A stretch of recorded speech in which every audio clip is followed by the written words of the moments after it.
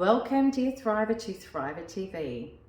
Many of you have asked how the narcissist will treat the new supply, and of course it's a burning question after what you went through with the narcissist. And I'm going to answer the question, but before I do, I just want to remind you, if you haven't yet subscribed, please do to my channel. Also remember to like my videos and share with people who you think that they can help.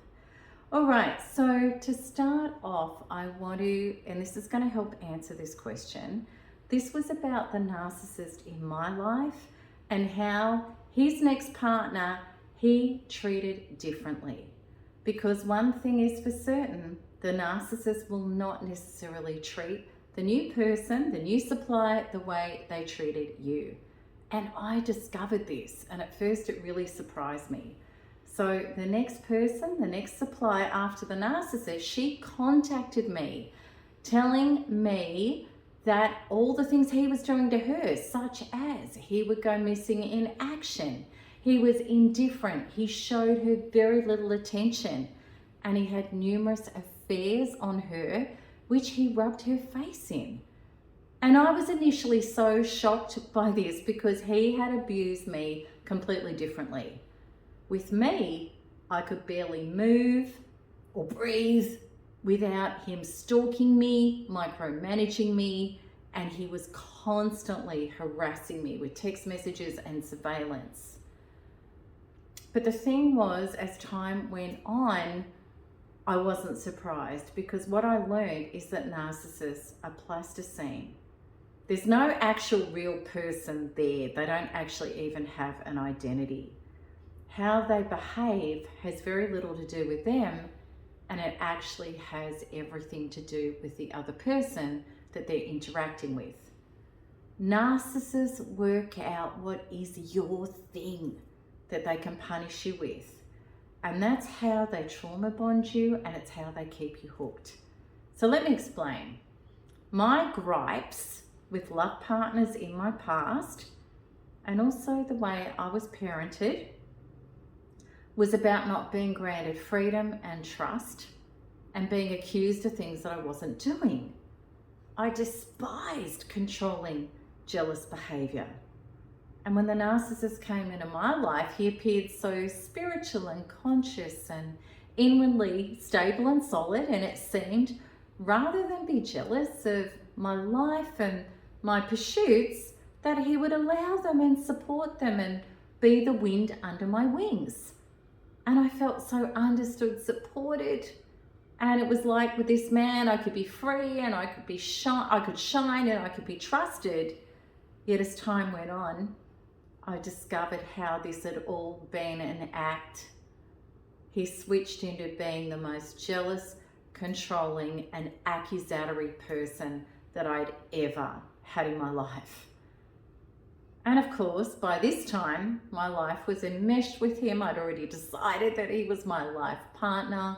We had a home, we were married, and I clung, trying to return him to the version I believed he needed to be, hoping that finally he was going to be the person that was not this horrible pattern in my life. And as I stayed trying to fight for my rights, I handed in more of myself, my soul, my resources, and my life force trying to stop him abusing me. And of course I wasn't changing him, I was only losing myself. So I know with his next victim, her pattern had been unavailable men, those where she felt invisible and replaced by others. He had pretended in her life to see her and show up in ways that she'd never felt so met before. And then, like me, she got so bonded and trusted him so much. He had enmeshed with her life as well, completely infiltrated it, and then he flicked the switch to become the unavailable, replacing partner from hell. She was discarded and replaced on a regular basis, whilst she was trying to prove her worth to him and give him more of her allegiance and her life resources, trying to keep him and make him love her. And the interesting thing was, There is no way she would have ever put up with an enmeshing, jealous, controlling partner. And there is no way that I would have put up with somebody who discarded me and flaunted other women in my face. How interesting is that? I can't tell you how often people have reported to me how the narcissist in their life treated different people differently. Because there have been over the years and the hundreds of thousands of people that we've worked with, there's been many exes that have connected with each other and, you know, and they've come into this community and they've shared notes. All right, so what does really happen in new narcissistic relationships? Let's have a look at that. Please know that what goes on behind closed doors is not what is most people's portrayed reality. Narcissists are great at showing themselves on social media as a together loving person having a fabulous life. I think we can all know that. When narcissists replace the former supply with new supply, it's all a part of their twisted narrative to come out to all and sundry as this happy, healthy one who's capable of creating love again. It's all part of the superiority show. I was right, you were wrong. I'm the healthy one, you're the sick one. I was the good person trying to fix things. You were the damaged, abusive one. And in their false self-narrative, they have to prove it to themselves in the world by getting into another love relationship quickly, usually in the time it takes to boil an egg, if they didn't have it all lined up for a while on the side anyway. And then they pump up in their own mind how fabulous this new partner is and what a welcome relief this is to how terrible you were. This is usual narcissistic behavior. And it's completely unrealistic and it's completely childish. Yet the narcissist doesn't seem to think that presenting and parading around the new supply to friends and family and colleagues way too soon, probably including your children, is not normal. They think it's all fair game. And other people do think it's a bit creepy. And yes, this is revenge against you. They want to hurt you with this, absolutely. And many new partners also go along with this, thinking that they've met their soulmate and they're totally unaware that this person is using them as a tool, a device to supplement their false self-narrative. The narcissist is not only meticulously working at the love bombing necessary to hook this person in, they're already adding up in their own mind all the goodies that this person brings to the table for them. And it's not about what they can genuinely give and share in love with this person. It's about what they can get from them. Don't for 1 minute believe that this is about true soulmate love. Because just like you, as soon as this person is not feeding the narcissist's false self adequately, when this new supply will question something or try to get accountability when they're treated terribly, which of course is going to happen, the narcissist will kick them off the highly inflated pedestal, despise them in the moment, because narcissists go from you are wonderful to you are terrible in a heartbeat, and they're going to start punishing that person emotionally for daring to challenge the narcissist's true master, their false self. How do they do this? They do it with exactly what it is that's going to hurt this person. And they've already worked it out because that's how they hook them in. Whatever will trigger them to get them to lose their cool. Make them feel irrational, disjointed, crazy, sad, angry, or even break their soul. Because this feeds the narcissist's superiority. You're the problem, not me. When someone is derailed emotionally, then the narcissist can use their finishing moves on them, designed to cripple and control. And these are things like cruelly hinting replacement or threatening to remove or not deliver something or withhold something. that will keep this person chasing the pie in the sky, the false promises that they believe this dream person was going to deliver, which the narcissist never does. Or threatening to end the relationship, leave and abandon this person, which of course for many is terrifying. Whatever the tactic that works, the end result is that that person is hooked while the narcissist keeps raising the hoops higher and higher to jump through. And at the same time, that allows a narcissist to exploit this person's servitude, their money, their sex, their contacts, prestige, whatever it is that the narcissist is draining out of this person. And of course, they're sucking their very life force out of them by getting the attention, good or bad. That's what narcissists, as parasitical, energetic predators do. So how do relationships with narcissists last? You may wonder, how on earth does the new or the former supply last so long in a relationship with a narcissist? The people who stay with narcissists are generally softer and more gentle people than I was, and maybe some of you are. I've met many of you who are more accommodating and, softer and, more gentle people. People like you found a way to detach and have your life without this person being a true partner. You found ways to shield yourself from the emotional degradations and the abandonments that this person puts you through. Maybe you endured all of this to raise your kids and put your energy there.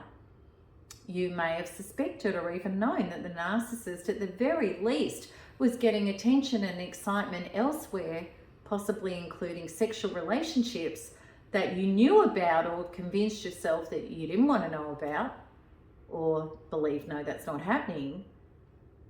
But yet you stayed and suffered without too much retaliation on your behalf because it was easier, it was less abusive. Maybe people even in your close circles thought that your life and your family were fine. They may not have even known what was really going on, much less the previous spouse or partner who's shocked to think, how on earth could this last? Was it me that was the problem? Which of course is what the narcissist wants you to think. Those of you who are listening to this who've been with a narcissist for a long time and are thinking of leaving, I've spoken to many of you and I've worked to help many of you heal and leave with NARP, the Narcissistic Abuse Recovery Program. And I know that many people in your life have no idea what your life is really like. But your emotions, physical health and soul vitality are breaking. You feel like you've had your life force sucked out of you and you know you want to leave. Some of you are finally discarded and you feel like you're going to die after granting so many years, maybe multiple decades, your life and your loyalty to this person, the children, and the narcissist's career. Many of you eventually get up the courage and the strength and you do leave. And the great news is that I've seen many of you, no matter what age or how long you've been married, I think the record has been 40 plus years, fully start to recover and thrive. I used to think myself, how on earth did the narcissist's first wife, how did she go through decades of a marriage with him? And she did, because she was more gentle and suffering in silence than what I was.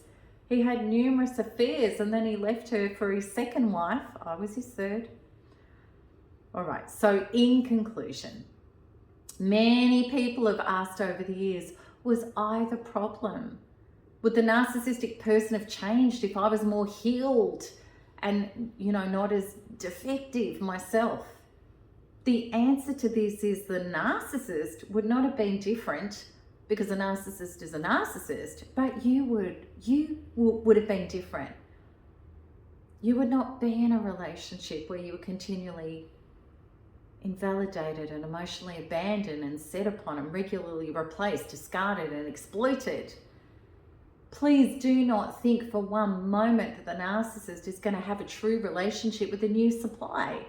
She or he, just like all of us, is going to go through the true soul lesson that a narcissist brings to every person they attach to, which is let go of false sources of love, approval, security, and survival so that you can heal, integrate with your own soul, heal up your unhealed stuff, and then know and generate your own worth. Heal our unfinished, often childhood business. One of the most powerful experiences with a narcissist is that they trigger the parts of ourselves which were susceptible. Mine were traumas of being distrusted and controlled, and I also had terrors of being abandoned that were used against me. And it was in the letting go of him and healing these aspects within myself that I was able to release patterns of relationships like him and being attracted to people like him. And I know that the new partner of the narcissistic ex, she would need to heal her terrors of being invisible and replaced to be able to not be enmeshed to him and people like him. The wonderful news is that when you do that inner work, you not only go free from these horrible triggered emotions that can leave us feeling so helpless and hopeless, to taking your power back and no longer feeling hooked into the narcissist at all. No longing, no missing, no obsession. And the truth becomes very obvious and we feel it as a deep truth. This person wasn't the healer of our wounds. They were the messenger. It's my deepest wish that all of us, those who've been previously abused, those who are being abused, and those who will be abused, such as the Narcissists New Supply, that we all awaken out of our enmeshment and we retrieve our souls to escape it. That's the work. And by the grace of True Source, I was able to do that work for myself. And it's the work which I love to assist others with. So if this resonates with you, and I hope it gives you relief, and I hope it brings you the truth, if you are ready to do the work, check out the link with this video, because it'll explain to you how myself and so many others have got free from this, and we see the truth of what's going on with the new supply, and it no longer hurts. All right, so I hope this all resonates. Until the next one, keep smiling, keep healing, and keep thriving, because there is nothing else to do. Lots of love. Bye-bye.